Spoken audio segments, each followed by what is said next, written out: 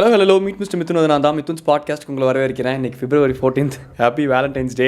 என்ன bro plan இன்றைக்கி அப்படியே ஜேன்னு இருப்பீங்களே இருந்தாங்க ஜேன்ட்டு மெசேஜ் எல்லாம் பார்க்கணும் இந்த இன்ஸ்டாலெல்லாம். என்ன ப்ரோ அதுதான் இதுவா ராஜா ராணி படத்தில் நயன்தாரா கேட்பாங்களே என்னடி பல்லு வலியா, அந்த மாதிரி தான் இருக்குது எனக்கு. என்னத்த பிளானு 11 மணிக்கு எழுந்திரிச்சு வேகமாக ஐயோ லேட் ஆகிடுச்சின்னு ஜிம்முக்கு ஓடிட்டு ஜிம்மை முடிச்சுட்டு வந்து அவள் தான் வீடியோ எடுத்துக்கிட்டு இருக்கேன்.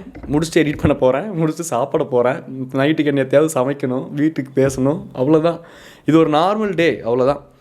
ஸோ சொல்கிறேன், நான் இன்றைக்கி சொல்லியிருந்தேன் நேற்று பாட்காஸ்ட்லேயே லவ் பற்றி என்னோடய புரிதல் பற்றி நான் சொல்கிறேன் அப்படின்னு சொல்லிட்டு. ஆனால் இன்றைக்கி எனக்கு ஆக்சுவலாக இன்றைக்கி பாட்காஸ்ட் வந்து உட்காந்து பேசணும்னு சொல்லிட்டு ஒரு இன்ட்ரெஸ்ட்டே இல்லை. ஏன்னு தெரில, சம்டைம்ஸ் அப்படி ஆகும், சம்மந்தமே இல்லாமல் திடீர்னு ஆஃப் ஆயிடும்ல. அந்த மாதிரி எனக்கு இன்றைக்கி கொஞ்சம் மைண்ட் செட் லெவலில் கொஞ்சம் ஆஃபாக இருந்துச்சு. அதையும் தாண்டி கேமராக்கு முன்னாடி ஒரு ஒரு ஃபீல்டு சூஸ் பண்ணுற பட்சத்தில் அந்த ஃபீல்டுக்கு நாய் வேஷம் போட்டால் குறைக்கணும் அப்படிங்கிற மாதிரி என்ன தான் ஆஃபாக இருந்தாலும், என்ன தான் நம்ம ரணகலத்தில் நடந்துக்கிட்டு இருந்தாலும் கேமரா ஆன் பண்ணி உட்காந்து என்னால் அழுதுட்டு இருக்க முடியாது. இல்லை நான் ஆஃபாக இருக்கேன் இன்றைக்கி நான் பண்ணலன்னு போக முடியாது. ப்ராக்டிக்கலாக நிறைய விஷயங்கள் இருக்குது. அதையும் தாண்டி ரெகுலரைஸ்டாக ஒரு வீடியோ போடுறோம், ஒரு கான்டென்ட்டு அது மக்கள் பழகிட்டாங்க இல்லை பழகிட்டு இருக்காங்க, இல்லை நான் ஏதோ டெவலப் பண்ணிக்கிட்டு இருக்கேன் அப்படிங்கிற பட்சத்தில் என்னோடய பர்சனல் க்ரோத்துக்கும் அந்த ஆடியன்ஸ் ஒருத்தங்க நம்பி நம்மளை சப்ஸ்கிரைப் பண்ணுறாங்க அதுவும் கொஞ்சமாச்சு இருக்கும் எனக்கு தோணும் தான். அதையும் தாண்டி நடுவில் மீட் மிஸ்டர் மித்துன்னு ஒரு சேனல் வச்சுருக்கேன், அந்த ட்ரால் சேனல். அதில் கொஞ்சம் கேப் விட்டுட்டேன். இப்பயும் இதை கொஞ்சம் கோப்பப் பண்ண முடியல, அதுவும் கொஞ்சம் கோப்பப் பண்ண ஆரம்பிச்சிருவேன். இப்போ தான் கொஞ்சம் பழைய மாதிரி எல்லாமே கொஞ்சம் ரெகுலரைஸ் ஆக்கிக்கிட்டு இருக்கேன்.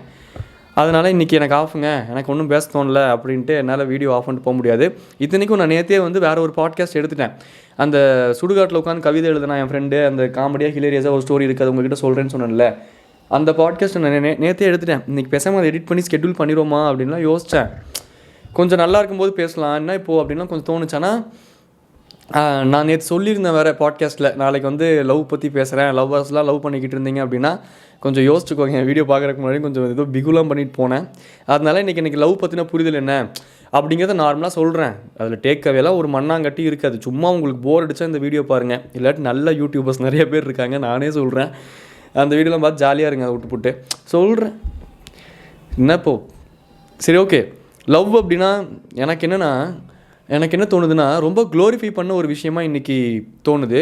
ரெண்டாவது, அது ஒரு எட்டர்னலான ஒரு விஷயம், அது ரொம்ப பாசிட்டிவான ஒரு விஷயம், ரொம்ப ப்ராக்டிக்கலான ஒரு விஷயமும் கூட.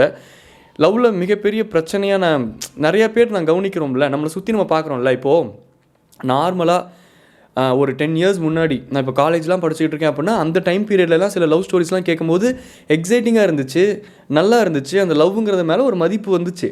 இன்றைக்கி நீங்களே யோசிச்சு பாருங்களேன், நம்ம ரொம்ப யதார்த்தமாக ப்ராக்டிக்கலாகவே பேசுவோமே. இன்றைக்கி நீங்கள் உங்களை சுற்றி உங்கள் ஃப்ரெண்ட்ஸை பார்க்குறீங்க, உங்கள் ஆஃபீஸ் அட்மாஸ்பியர் பார்க்குறீங்க, சில ஸ்டோரிஸ்லாம் நீங்கள் கேள்விப்படுறீங்க. எனக்கு தெரிஞ்சு எனக்கு தான் இப்படி ரிஃப்ளெக்ட் ஆகிருக்கா, இல்லை உங்கள் லைஃப்பில் இப்படி ரிஃப்ளெக்ட் ஆகிருக்கான்னு தெரில. மேக்ஸிமம் இப்படி தான் ரிஃப்ளெக்ட் ஆகிருக்கிற சான்ஸ் இருக்குதுன்னு நினைக்கிறேன். ஏன்னா இன்றைக்கி over the period of time சொசைட்டியாக க்ரோ ஆகும்போதே அந்த ஒரு பழைய ஒரு உண்மைத்தன்மை இருக்கும்ல, நம்ம கேட்கக்கூடிய காதல் கதைகளில் நம்மளோட ஃப்ரெண்ட்ஸ் எல்லாம் நம்ம பார்ப்போம். என்னோடய ஃப்ரெண்ட்ஸ்லாம் நிறைய பேர் இருந்தானுங்க அந்த டைம் பீரியட்லேயும். சில தற்கூரிங்க இருந்தாங்க, ஒரே டைமில் 5 பொண்ணுங்களை உண்மையாக லவ் பண்ணான் என் ஃப்ரெண்டெல்லாம் ஒருத்தன், அந்த மாதிரி இருந்தாங்க. பட் ஓவராலாக மெஜாரிட்டியாக அந்த பர்சன்டேஜ் பார்க்கும்போது ஒரு பாசிட்டிவிட்டி தான் இருந்துச்சு. இந்த இவங்க 2 பேர் லவ் பண்ணுறாங்க அப்படின்னா ரொம்ப ஹோல்ட் ஆன் பண்ண ட்ரை பண்ணாங்க. என்ன ஆனாலும் நம்ம மேரேஜ் பண்ணிக்கணும் அப்படிங்கிறதுக்கு முனைப்பு எடுத்தாங்க. நிறைய இருந்துச்சு, அந்த லவ்வில் எஃபர்ட்ஸ் இருந்துச்சு. இன்றைக்கி over the period of time love ஸ்டோரிஸ்லாம் கேட்கும்போது இன்றைக்கி இந்த Gen Z kids, so called beta kids என்னென்னமோ சொல்கிறானுங்க. எனக்குலாம் ஒன்றும் விளங்கலை. ஐயா எனக்கு விளங்கலைங்க ஐயா, சிட்டிசன் படத்தில் அஜித் சொல்லுவார்ல அந்த மாதிரி, ஐயா எனக்கு ஒன்றும் விளங்கலைங்க ஐயா, எனக்கு விளங்கலைன்னு சொல்லுவேன். அந்த மாதிரி எனக்கு ஒன்றுமே புரியல, காம்ப்ளிகேட்டடாக இருக்குது. இவனுங்க சொல்கிற டெர்மாலஜிஸே இவ்வளோ காம்ப்ளிகேட்டடாக இருக்குன்னா, அந்த லவ்வுக்குள்ளே இருக்கக்கூடிய அந்த சுச்சுவேஷன்ஸ் அவங்க ஹேண்டில் பண்ணுற விதம்லாம் பார்த்தா இன்னும் காம்ப்ளிகேட்டடாக இருக்குது.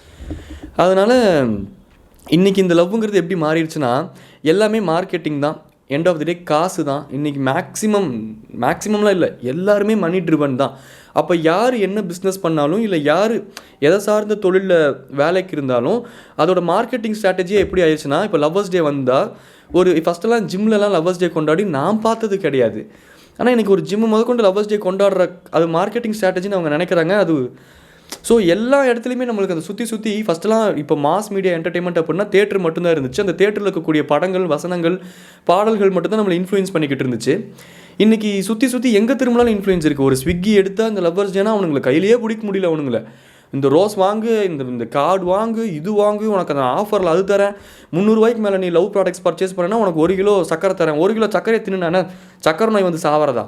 எரிச்சலாகுது இந்த ஆப்பெல்லாம் பார்க்கும்போது. நேற்று சொன்ன மாதிரி தான் பாட்காஸ்ட்டில் இந்த ரேப்பிடோ காரை have a long right with your loved one. ஏன்டா நான் என்ன ரேப்பிடோவில் ட்ரிபிள்ஸ் போய் போலீஸ்கிட்ட மாட்டுறதா, இல்லை ரேப்பிடோ காரனை வர சொல்லிட்டு அவனை லவ் பண்ணுறா, அவனை கட்டி பிடிச்சி பாட்டு ஏன்டா இப்படி பண்ணுறீங்கிற மாதிரி எல்லாமே மார்க்கெட்டிங் ஸ்ட்ராட்டஜிங்கிற பேரில் எங்கே திரும்பினாலும் காதல் காதல் காதல். அது என்ன எரிச்சலாகுது.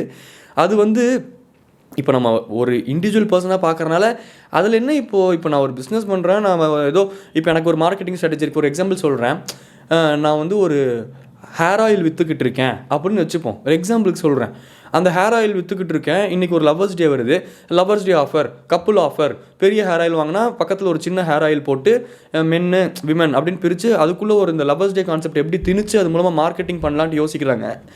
நம்ம ஓவராலாக நம்மளுக்கு ஆஃபர் கிடைக்குது, இந்த லவ் கிடைக்குதுன்னு சொல்லிட்டு இண்டிவிஜுவலாக சில விஷயங்கள் நம்ம அப்ரோச் பண்ணுறனால பெருசாக நம்மளை பாதிக்கிற விஷயங்கள் நம்ம கவனிக்க மாட்டோம். பட் நல்லா நீங்கள் கவனிச்சு பார்த்தீங்கன்னா ஓவராலாக சுற்றி எல்லா விஷயங்களும் உங்களை இன்ஃப்ளூயன்ஸ் பண்ணும்போது அது உங்கள் மேலேயே உங்களுக்கே தெரியாத ஒரு ப்ரெஷர் போடும். நீ லவ் பண்ணி தான் ஆகணும், லவ்னா இப்படி இருக்கும், எல்லாருமே லவ் பண்ணுறாங்க, நீ மட்டும்தான் வேஸ்ட்டான்னு நம்மளை கொஸ்டின் நம்மளை இன்ஃப்ளூயன்ஸ் பண்ணும். இன்றைக்கி அதுவும் இன்ஸ்டாகிராமு இந்த சோஷியல் மீடியாலாம் வந்ததுக்கப்புறம் டாக்ஸிக் லவ்வாக இருக்குது. எனக்கு ஓகே, அதாவது அந்த ரீல்ஸில் இருக்கக்கூடிய பர்சன்ஸ் அவங்க லவ்வை எக்ஸ்ப்ளோர் பண்ணுறதும் அதை வந்து எக்ஸ்ப்ரெஸ் பண்ணுறதும் நம்மளுக்கு இண்டிவிஜுவலாக பார்க்கும்போது நல்லா தான் இருக்குது. அவங்க சொல்ல வர கான்செப்டில் ஒரு பாசிட்டிவிட்டி இருக்குன்னு வச்சுக்கலாம். ஆனால் over the period of time ஒரு 10 ரீல் ஸ்க்ரோல் பண்ணால் 8 ரீல் 9 ரீல் லவ்வை க்ளோரிஃபை பண்ணுறது, இல்லை இந்த ஒன் சைட் லவ் என்னமோ எண்ட் ஆஃப் த டே அங்கே தான் வந்து நிற்குது. அப்போது அதை பார்த்து அதுதான் ரியாலிட்டியோ அப்படிங்கிற மாதிரி நம்ம பிரெயினுக்கு சப்கான்ஷியஸாக சில விஷயங்கள் ஸ்டோர் ஆகும்ல. நம்ம சில விஷயங்கள் கான்ஷியஸாக உள்ளுக்குள்ளே எடுத்துப்போம், சில விஷயங்கள் சப்கான்ஷியஸாக ஸ்டோர் ஆகும். இந்த மாதிரியான இன்ஃப்ளூயன்ஸ்லாம் சப்கான்ஷியஸாக உள்ளே போய் நம்மளுக்கு வந்து அதுதான் டாக்ஸிக்காக மாறுதுங்கிறேன். அந்த கான்செப்டை அந்த பர்டிகுலர் ரீல் அதில் அவங்க டாக்ஸிக்காக பண்ணுறாங்கன்னு அப்படி சொல்ல வரல. பட் அதுவே இன்றைக்கி சோஷியல் மீடியானா கப்புள்ஸ்னால் இப்படி தான் இருப்பாங்க அப்படிங்கிறத காமிச்சு இந்த இப்போ நாளைக்கு வந்து நார்மலாக கப்புள் விளாக்ஸ் பண்ணலாம், இல்லை கப்புள் ரீல்ஸ் போடலாம். நான் அதெல்லாம் ஒவ்வொரு இண்டிவிஜுவலோட ஒரு இது. கப்புள் விளாக்ஸ் பண்ணுறது மூலமாக நிறைய ஜென்யூனான கப்புள் விளாகர்ஸ் எனக்கு தெரியும், நானே ஃபாலோ பண்ணுவேன். சில கப்புள் விளாகர்ஸ் மட்டும் எனக்கு அவங்களை பிடிக்கும், அவங்க கான்டென்ட் பிடிக்கும். அவங்க வந்து நாங்கள் இப்படி தான் இருக்கோம், நாங்கள் எங்களை மாதிரி ஒரு சந்தோஷமான குடும்பமே இல்லைன்னு ப்ரொஜெக்ட் பண்ண மாட்டாங்க. அந்த கான்டென்ட்டில் க்ரியேட்டிவிட்டி இருக்குமே தவிர்த்து அதில் ஒரு யதார்த்தமும் இருக்கும். அந்த மாதிரியான கப்புள் விளாகர்ஸு, கப்புள் ரீல்ஸ் பண்ணுறவங்க அவங்களும் இருக்காங்க. இந்த கப்புள் ரீல்ஸ் பண்ணுறவங்க, கப்புள் விளாக்ஸ் பண்ணுறவங்களே தப்பு அப்படிலாம் சொல்ல வரல. எதுவுமே இந்த உலகத்தில் தப்பு கிடையாது, ரைட்டும் கிடையாது. ஆனால் சில பேர்லாம் வேணும்னே அந்த கப்புள் விளாக்ஸ் போடுறது. இப்போது இந்த அருண் ப்ரோ இருக்கார்ல, அவர் பேர் அருண் தானே, சரியானு தெரில. பட் அவரு கூட ஒரு ரீல்ஸ் பண்ணியிருந்தார், ரியாலிட்டி ஆஃப் கப்புள் விளாகர்ஸ் அப்படிங்கிற மாதிரி ஒரு காமெடியாக பண்ணியிருந்தார். பட் அவர் காமெடியாக அந்த கன்வே பண்ணாலும் அதுக்குள்ளே இருக்கிற நிஜம் உண்மை, அதில் நிறையா உண்மை இருக்குது. இந்த கேமராவை ஆன் பண்ணுறதுக்கு முன்னாடி தலையை பிடிச்சிட்டு பிச்சுக்கிட்டு அடிச்சுக்காத குறையாக இருப்பாங்க. கேமராவை ஆன் பண்ண உடனே செல்லம் புஜ்ஜு குச்சி பஜ்ஜு ஐயா அதுதான் நம்மளுக்கு அது மட்டும்தான் கொஞ்சம். அண்ட் ஓவராலாக நான் சொன்ன மாதிரி தான் இந்த மாஸ் மீடியாலாம் ஒன்று சேர்ந்து இந்த காதல் பண்ணாதான் இல்லாட்டி நீங்களாம் வேஸ்ட்டுன்ட்டு ஒரு ப்ரெஷர் போட்டுருது, ஒரு அவசரத்தை க்ரியேட் பண்ணிடுது. இன்றைக்கி ரெண்டாவது இந்த எல்லாத்துலேயுமே ஒரு அடி வாங்குறனால எல்லாமே இன்ஃப்ளூயன்ஸ் பண்ணும். நீங்கள் இப்போ பேரண்டிங்கும் இன்ஃப்ளூயன்ஸ் பண்ணும். பேரண்டிங்க்கும் காதலுக்கும் என்னடா சம்மந்தம், அதை எப்படி இன்ஃப்ளூயன்ஸ் பண்ணணும் நீங்கள் யோசிக்கலாம். நீங்கள் இப்போ நம்ம ஜென்ரேஷன் இப்போது அதாவது எந்த வயசில் நீங்கள் பார்த்துக்கிட்டு இருக்கீங்க, நீங்கள் என்ன சுச்சுவேஷனில் இருக்கீங்கன்னு எதுவுமே எனக்கு தெரியாது. நான் ஜஸ்ட்டு வீடியோ மட்டும் தான் ப்ரெசென்ட் பண்ணுறேன். ஸோ இப்போ ஒரு 90s ஜென்ரேஷன்லலாம் நான் பேரண்ட்ஸை கவனித்த வரைக்கும் ஐயோ பையனுக்கு ப்ரைவசி முக்கியம் அப்படின்னு எங்கள் அப்பா நினச்சதே கிடையாது. உடனே வச்சு என்ன வேலை பண்ணிகிட்ருக்க, எதுக்கு இவளுக்கு டெக்ஸ்ட் பண்ணுற, அப்படி என்ன உனக்கு நோட்ஸ் கேட்கணுன்னா நீ கிளாஸில் போய் நேரில் கேளு, நேரில் நோட்ஸ் வாங்கிட்டு வா, இல்லை பஸ்ஸில் பேசி பஸ்ஸில் வாங்கிட்டு வா. வந்ததுக்கப்புறம் என் ஃபோனை எடுத்து நெட்டை போட்டு நீ அவளுக்கு மெசேஜ் பண்ணணும்லாம் ஒன்றும் கிடையாது. ஸ்கூலில் பார்க்கும்போது நீ சொல்லி வளர்த்த அடித்தார் போட்டு அப்படி இருந்தாங்க. அதனால் கொஞ்சம் ரெஸ்ட்ரிக்ஷன்ஸ் கிடையாது ஆக்சுவலாக. அதுதான் பேரண்டிங். தறிக்கட்டு ஜாலியாக இருந்தால் இப்போ அப்படியே இருந்தாங்கன்னா நான் எல்லா அட்வான்டேஜஸும் எடுத்துப்பேன். ஒரு ஹியூமனாக இந்த சொசைட்டி கற்றுக் கொடுக்குற எல்லா அட்வான்டேஜஸும் எடுத்துக்கிட்டு நாளைக்கு என் லைஃப்பை நான் இம்ப்ளிமெண்ட் பண்ணணும் இந்த அட்வான்டேஜஸ்லாம் நினைக்கும் போது அது எனக்கு பேக் ஃபயர் ஆகும். பட் சின்ன வயசில் நம்ம அப்பா அம்மாலாம் நிறைய அடி வாங்கியிருப்பாங்க, அவங்களுக்குன்னு ஒரு எக்ஸ்பீரியன்ஸ் இருக்கும். அது மூலமாக நம்மளை திட்டுறாங்க, மிரட்டுறாங்க, இதெல்லாம் பண்ணக்கூடாது, இந்த ஏஜுக்கு இது வேண்டான்னு சில விஷயங்கள் சொல்கிறாங்க அப்படின்னா அந்த ஏஜுக்கு அது ரெஸ்ட்ரிக்ஷனாக தெரிஞ்சாலும் பட் அதில் ஃப்யூச்சரில் நம்ம அந்த சுச்சுவேஷன் வந்து யோசிச்சு பார்க்கும்போது தான் கோடி கும்பிட்றா சாமி என்னை அடிச்சு வளர்த்துனதே நல்லது தான் அப்படின்னு நம்மளுக்கு தோணுது. இந்த நார்மலாக இன்ஸ்டாகிராமில் கூட ரீல்ஸ் பார்க்குறோம்ல, ஸோ இது என்னோட கருத்து மட்டும் இல்லை, ஓவராலாகவே நிறைய பேருக்கு இது பிரதிபலிக்குதுன்னு தோணுது எனக்கு. அதனால் உங்களால் கனெக்ட் பண்ணிக்க முடியும்னு நான் நம்புகிறேன். இப்போ உங்களுக்கும் தோணும்ல, நார்மலாக இந்த இன்ஸ்டா ரீல்ஸில் கூட ஒரு காமனாக ஒரு மீம் பேஜில் அதை பார்க்குறேன் அப்படின்னா அதில் நிறைய லைக்ஸ்லாம் இருக்குது அப்படின்னா அப்போ நிறைய பேர்னால ரிலேட் பண்ணிக்க முடியுது. அப்போ இது என்ன மீம் அப்படின்னா, இன்றைக்கி இருக்க ஜென்ரேஷன் கிட்ஸ் எல்லாம் பார்க்கும்போது தான் என்னோட அம்மா அப்பா என்னை ஏன் அடிச்சு வளர்த்துனாங்கன்னு புரிஞ்சுது அப்படின்னு ஒரு மீம்லாம் நம்ம கவனிக்கிறோம். அதில் நிறைய லைக்ஸ் நிறைய கமெண்ட்ஸ்லாம் பார்க்குறோம்ல, உண்மைதான். அப்போ நிறைய பேர்னால இது ரிலேட் பண்ணிக்க முடியுங்கிறத தான் தைரியமாக சொல்கிறேன். அப்போ அந்த காலத்தில் இந்த பேரண்டிங் அப்படி இருக்குன்னா இந்த காலத்தில் எல்லாமே வந்து க்ரூவல்ட்டியாக இருக்குன்னு அப்படி சொல்ல வரல.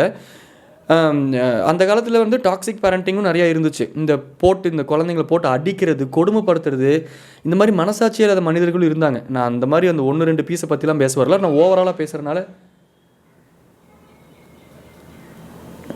ஏதோ சொல்கிறேன். அதான் ஸோ இன்றைக்கி இருக்க பேரண்டிங்லாம் ப்ரைவசி முக்கியம், ஃபோன் வாங்கி இந்த 10வது 8வது படிக்கும்போது ஃபோன் வாங்கி கொடுத்துட்டா எப்படி ஒரு பேரண்ட்னால 100% என்னோடய பையன் வந்து இந்த வயசில் இல்லை என்னோட பையனோ பொண்ணோ இந்த வயசில் ஃபோனை இதுக்காக தான் யூஸ் பண்ணுவாங்க அப்படின்ட்டு எப்படி 100% ஒரு குழந்தைய நம்ப முடியும்?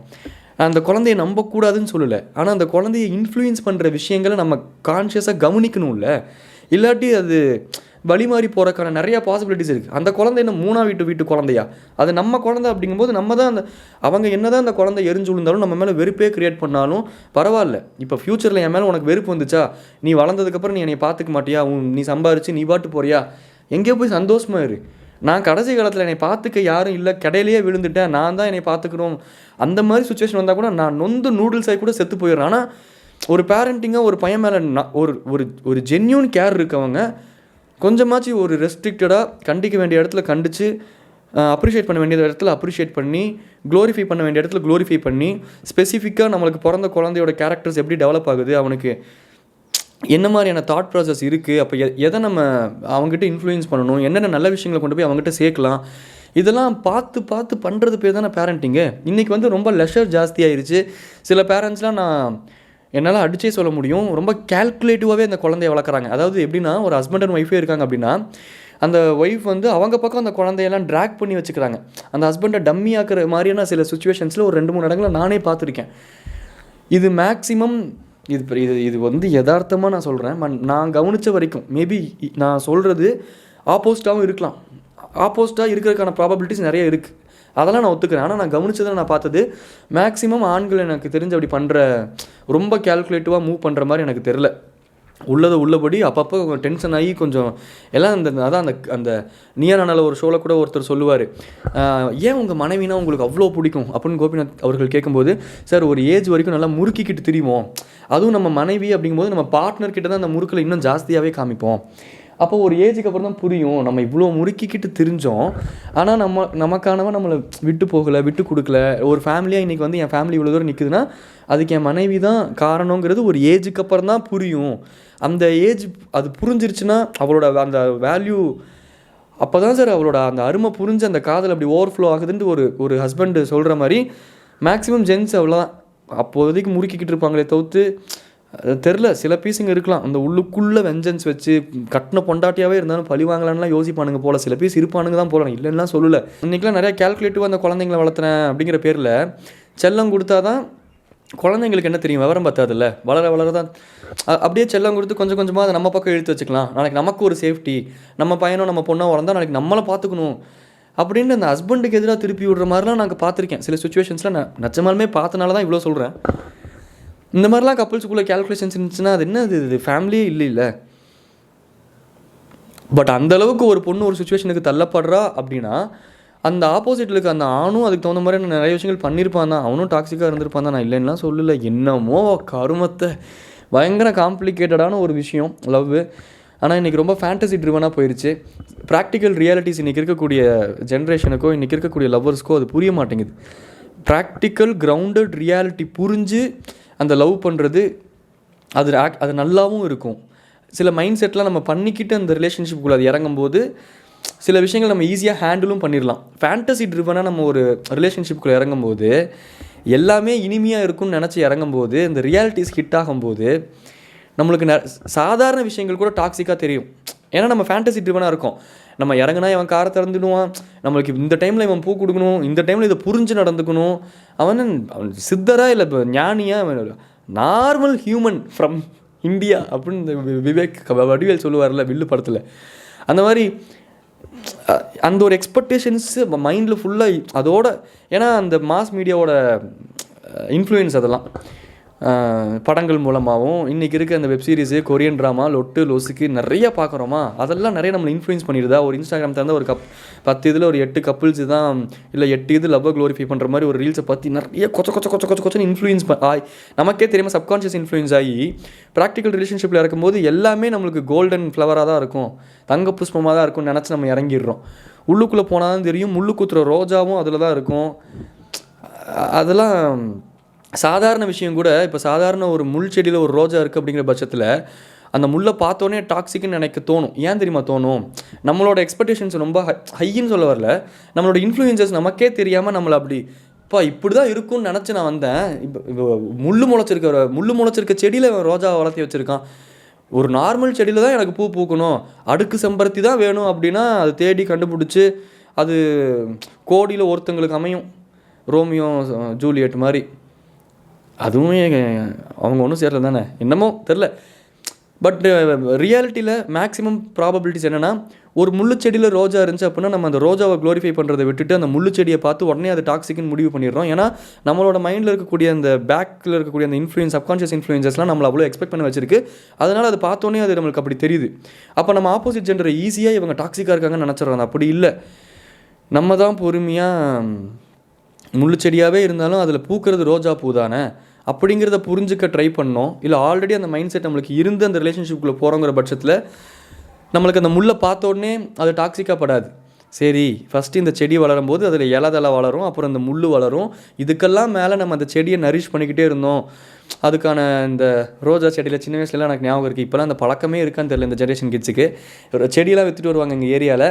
நல்லா அம்மா எனக்கு இந்த கலர் ரோஜா செடி வேணும், அந்த கலர் ரோஜா செடிலாம் வாங்கி அதை குழி தோண்டி என் பேரண்ட்ஸ் கூடலாம் சேர்ந்து அது ஒரு மொமெண்ட்டு, அதெல்லாம் என்ஜாய் பண்ணியிருக்கேன். அப்புறம் அந்த ரோஜா செடி வளர்ந்துருச்சா, அதில் மொட்டு வச்சிருச்சா, அந்த முட்டை ஓட கொண்டு போய் அந்த ரோஜா செடி பக்கத்தில் போடுறது, காஃபி தூளை கொண்டு போய் அந்த ரோஜா செடி பக்கத்தில் போடுறது நல்லா இருந்துச்சு. இன்றைக்கெலாம் ரொம்ப ரோபோட்டிக்காக மாறிட்டோம் போல். அந்த டைம் பீரியட்லாம் ரொம்ப நல்லா இருந்துச்சு.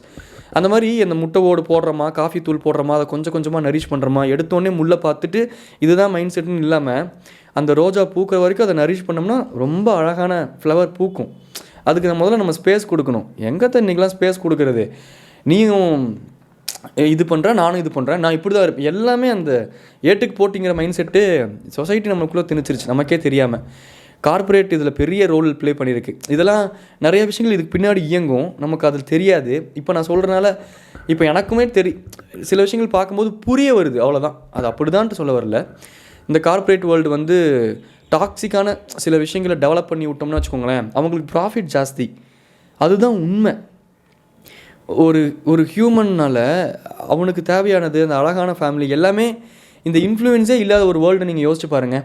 நம்ம எல்லாருமே சிம்பிளாக நீட்டாக எதுக்காக ட்ரிவனாக நம்ம படைக்கப்பட்டிருக்கோமோ அந்த வேலையை நம்ம பார்த்துட்டு நம்ம ரொம்ப அழகாக இயல்பாக இயங்கக்கூடிய ஹியூமன் பீயிங்ஸ் தான். ஆனால் இந்த சொசைட்டி நம்மளை இன்ஃப்ளூயன்ஸ் பண்ணுறதுலையும் நம்மளை சுற்றி இருக்கவங்கள பார்த்து நம்ம சில விஷயங்கள் தப்பாக கற்றுக்கிறதும், சில இன்செக்யூரிட்டிஸ் நம்மளே டெவலப் பண்ணிக்கிறதும் நம்மளோட சாதாரண யதார்த்தமான வாழ்க்கையை நிறைய இடங்கள் அது கெடுத்துருது. இன்றைக்கி இருக்க லவ்வும் அப்படி தான் நினைக்கிறேன். ஸோ எல்லாம் ப்ராக்டிக்கலாக லவ், எல்லாமே ப்ராக்டிக்கலாக இருக்க முடியாது. அதில் சில மேஜிக் நடக்கும், அதெல்லாம் ஒத்துக்கிறேன். அதில் சில ஃபேண்டசிஸும் அடங்கியிருக்கு, நான் இல்லைன்னு சொல்ல. ஆனால் பேலன்ஸ் தான். ஃபேண்டசிஸும் இருக்குது, ப்ராக்டிக்கல் ரியாலிட்டிஸும் நிறையா இருக்குங்க. அந்த ரெண்டுமே புரிஞ்சு ஒரு மைண்ட் செட்லாம் வந்து கொஞ்சம் அழகாக இயல்பாக சிம்பிளாக மேனிஃபெஸ்ட் பண்ணி கஷ்டப்பட்டாலும் இதுதான் வாழ்க்கைங்கிற பேசிக் அண்டர்ஸ்டாண்டிங்ஸ், அக்செப்டன்ஸ் டுவர்ட்ஸ் லைஃப் எல்லாமே நம்ம டெவலப் பண்ணிக்கிட்டோம்னா லைஃப் ஈஸியாக தான் இருக்குது. அது ஒரு மாதிரி நல்ல ஒரு ஃப்ளோவில் தான் போகும். நம்ம பார்க்குற பார்வையும் நம்மளை இன்ஃப்ளூயன்ஸ் பண்ணுற திங்ஸும் தான் சேர்ந்து அதை காம்ப்ளிகேட்டாக மாற்றிடுது. இது லவ்வுக்கும் பொருந்தும். எல்லாம் நார்மலாக இயல்பாக வாழ்வோம் என்ன இப்போது. சரி, ஓகே, டடா பை சொல்லி கிளம்பி தான் நாங்கள் மீட் மிஸ் மிதுன் டடா பை. எனக்கு என்ன தோணுச்சோ நான் அப்படியே பேசினேன் ஒரு ஃப்ளோவில். ஏதாச்சும் உங்களுக்கு யாரையும் ஹர்ட் பண்ணணும் இல்லை இதுதான் கரெக்டுன்னுலாம் நான் எதுவும் நொட்ட வரல. அதையும் தாண்டி உங்களுக்கு அந்த மாதிரி ஏதாச்சும் ஹர்ட் ஆச்சு டைம் சாரி. ஏன்னா ஜென்யூனாக எனக்கு அப்படிலாம் பண்ணணுன்ட்டு அவசியம் கான்ஷியஸாகவே நான் பண்ண மாட்டேன். அதனால் சொல்கிறேன், ஏதாச்சும் ஃப்ளோவில் பேசினது உங்களுக்கு ஏதாச்சும் குத்தி காட்டுற மாதிரி இருந்துச்சு, ஏதாச்சும் உங்களுக்கு ஹர்ட் ஆயிடுச்சு, இன்னும் இப்படி சொல்லிட்டான் அப்படிலாம் இல்லையே நாங்களாம். அது ஒவ்வொருத்தர் வளர்ந்த விதம், அவங்க அப்சர்வ் பண்ணுற விதம், லைஃப் அவங்க புரிஞ்சுக்கிற விதம் தானே. நான் புரிஞ்சுக்கிட்ட விதம் இதுன்னு சொல்ல வரேன் தவிர்த்து இதுதான் கரெக்டுன்னு நான் பேசுகிற டைப்பே கிடையாது. அதனால சொல்கிறேன். தெரில இன்றைக்கி என்னமோ மாதிரி இருக்குது எனக்கு, அப்படி இருக்குது.